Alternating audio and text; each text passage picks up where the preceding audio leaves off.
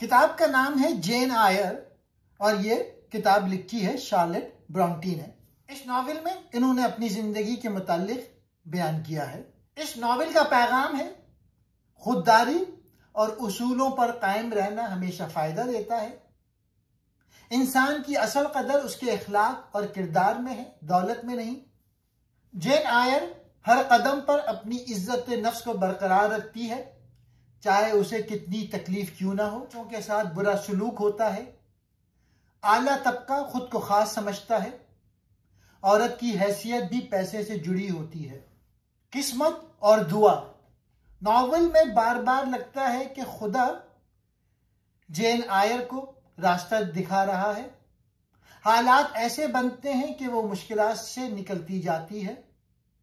आखिर में उसे वही मिलता है जिसके लिए वो मुखलिसाना दिल रखती थी। जेन आयर इस कहानी का मरकजी किरदार है। ये यतीम लेकिन बहुत खुददार, सच बोलने वाली, मेहनती और मजबूत लड़की है। जिंदगी में बहुत जुल्म सहती है मगर कभी हिम्मत नहीं हारती। मोहब्बत और इज्जत को सबसे ज्यादा अहम समझती है। आखिर में अपनी सच्चाई के बदले उसे मोहब्बत और खुशी मिलती है। अब मैं इस नॉवेल का उर्दू में खुलासा बताता हूं। जेन आयर एक यतीम लड़की की जिंदगी की कहानी है जो बचपन से जवानी तक जुल्म, महरूमी, गुर्बत और मुश्किलात से गुजरती है, मगर अपनी खुददारी, सच्चाई और किरदार की मजबूती से आखिरकार इज्जत, मोहब्बत और सुकून पाती है।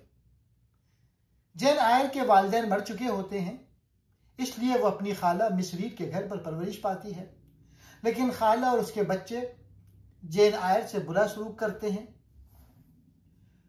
जुल्म बढ़ने पर जेन को स्कूल भेज दिया जाता है। स्कूल के हालात सख्त होते हैं, कम खाना, सर्दी और कायदे। मगर वहां जेन आयर की मुलाकात दो नेक दिल लोगों से होती है। उसकी दोस्ती हेलन बर्न्स से होती है जो उसे सब्र और माफी सिखाती है, और मिस टेम्पल जो इसे इज्जत और एतमाद देती हैं। उसकी दोस्त हेलन की मौत वाक़ई होती है जिससे जेन आयर के दिल पर गहरा असर होता है। मगर जेन आयर पढ़ाई में तरक्की करती है और चंद सालों बाद वहीं टीचर बन जाती है। नई जिंदगी की तलाश में जेन एक जगह गवर्नेंस की मुलाजमत लेती है जहां वो एडेल नामी बच्ची को पढ़ाती है। यहां उसकी मुलाकात घर के मालिक मिस्टर रॉचेस्टर से होती है। वो सख्त मिजाज, अकेला और अजीब शख्सियत रखने वाला आदमी है, लेकिन जेन और रॉचेस्टर एक दूसरे के करीब आ जाते हैं। जेन आयर को घर में अक्सर पुरस्कार आवाजें, हंसी और खौफनाक वाकयात महसूस होते हैं। इसके बावजूद रॉचेस्टर उसे शादी की पेशकश करते हैं और जेन आयर खुशी से कबूल करती है। शादी के दिन एक बड़ा राज सामने आता है। रॉचेस्टर की पहली बीवी बर्था जिंदा है और पागलपन में मुब्तला है।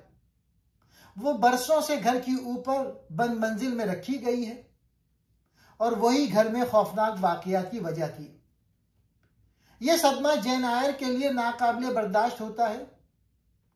वो रॉचेस्टर से मोहब्बत करती है मगर धोखे को कबूल नहीं करती, इसलिए चुपचाप घर छोड़ देती है। जेन आयर कई दिन भूखी प्यासी जंगलों में भटकती है। आखिरकार सेंट जॉन और उसकी दो बहनें उसे अपने घर ले जाती हैं। वो जेन आयर को इज्जत देते हैं और वो एक स्कूल टीचर बनकर मेहनत से जिंदगी गुजारती है। सेंट जॉन जेन आयर को शादी की पेशकश करता है, मगर वो जानती है कि इस रिश्ते में मोहब्बत नहीं होगी, सिर्फ फर्ज। वो उसे इनकार कर देती है। एक रात जेन आयर को दिल की गहराई में महसूस होता है कि रॉचेस्टर उसे पुकार रहा है।